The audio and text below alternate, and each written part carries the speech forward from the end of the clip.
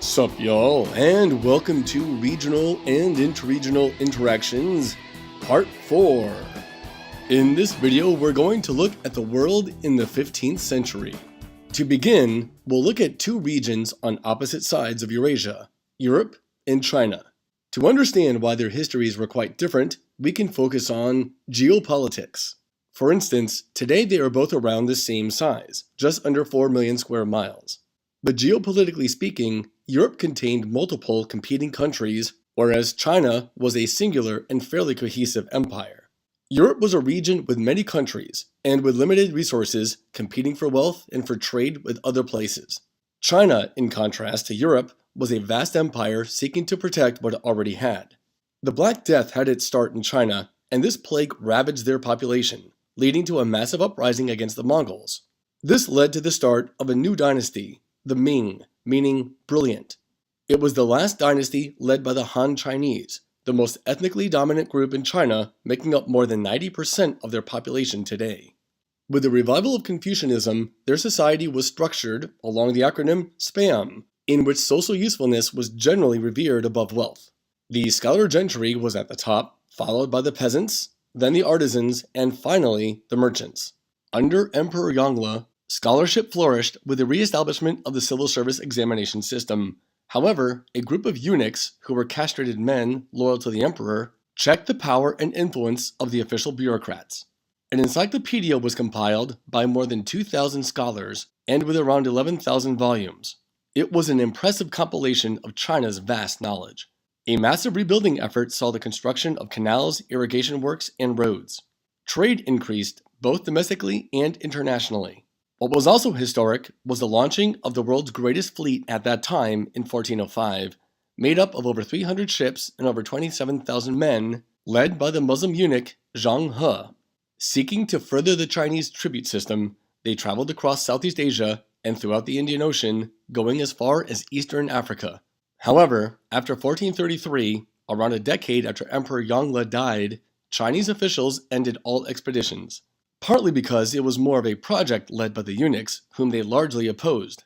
Furthermore, they believed that China was indeed the Middle Kingdom, and self-sufficient, not needing much of anything from the outside world.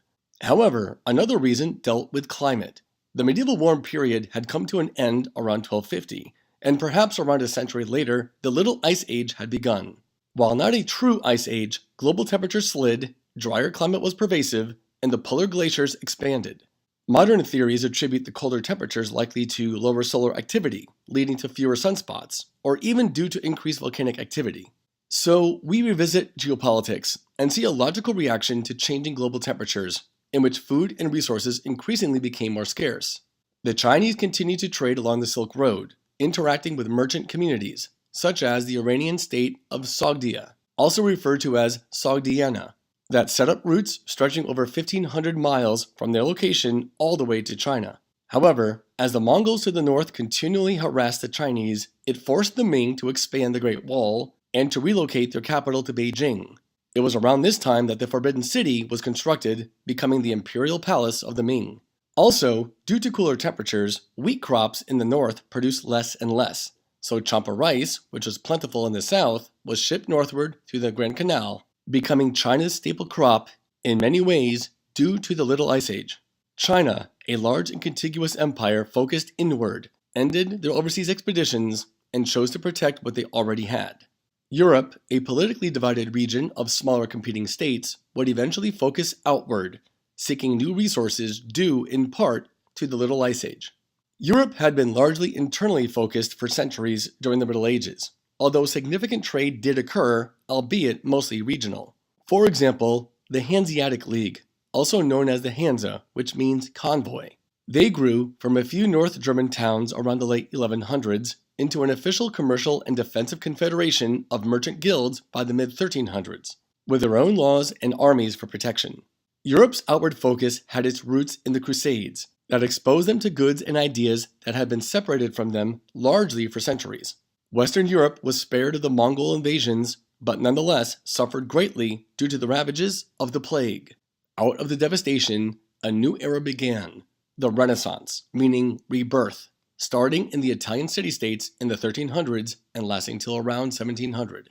Based on humanism, scholars revisited the study of classical antiquity, anchored in the Greco-Roman tradition that had ended soon after the fall of Rome. These secular studies of grammar, history, politics, and ethics challenged the medieval studies of theology and law. A new Europe, far different from the Middle Ages, was emerging that would eventually propel them to the top of the international rankings of power and influence. In the Islamic world, along the Middle East, the Ottoman Empire was founded within Anatolia in 1299 and would endure up until 1922. As they expanded, the Ottoman Turks encompassed vast territory and incorporated many diverse people into their empire, eventually becoming the most dominant Islamic state in the world. Across the pond were the Americas, that had been largely isolated from the African-Eurasian supercontinent for around 10 millennia.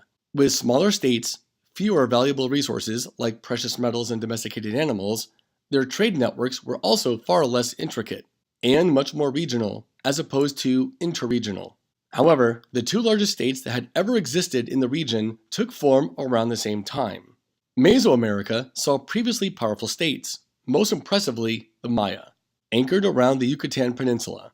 While their powerful civilization fell into massive disarray around 900 CE, several Mayan city-states continued to exist and trade many centuries afterward. The first of the two great American empires started meekly around 1300 with a semi-nomadic group of people from northern Mexico known as the Mexica that had migrated southward. Known as the Aztecs, they built up their civilization over time, claiming descent from the likes of the Toltecs and the people from Teotihuacan.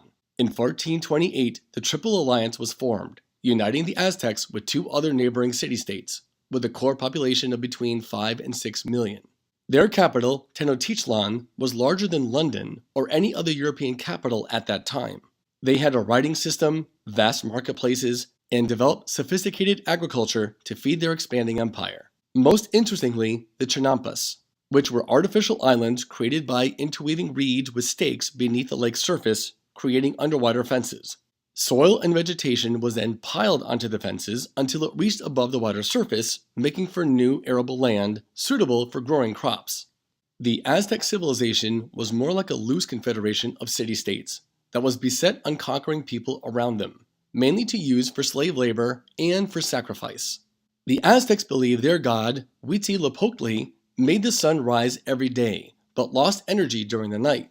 The life-giving force could only be found in human blood, which was largely delivered through prisoners of war.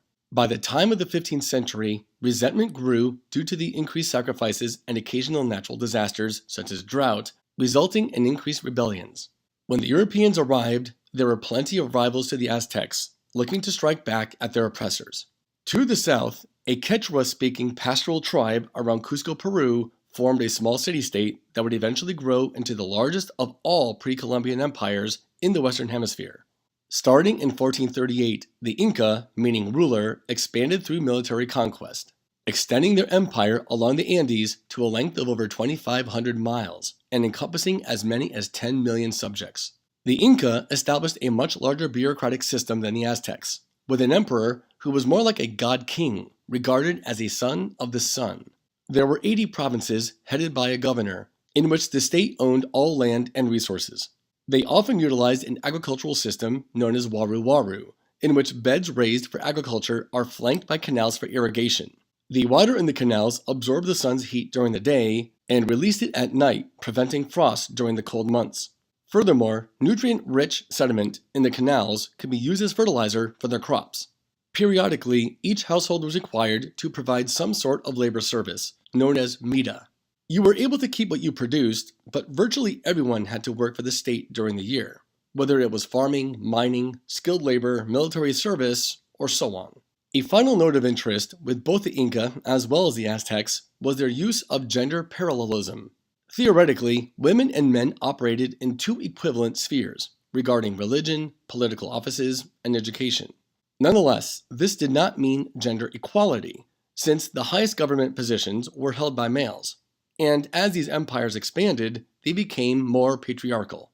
Nonetheless, the time in which the Americas and the rest of the world would remain separate was rapidly closing. By the end of the 15th century, these two hemispheres would reunite in a collision that has never been seen before or since.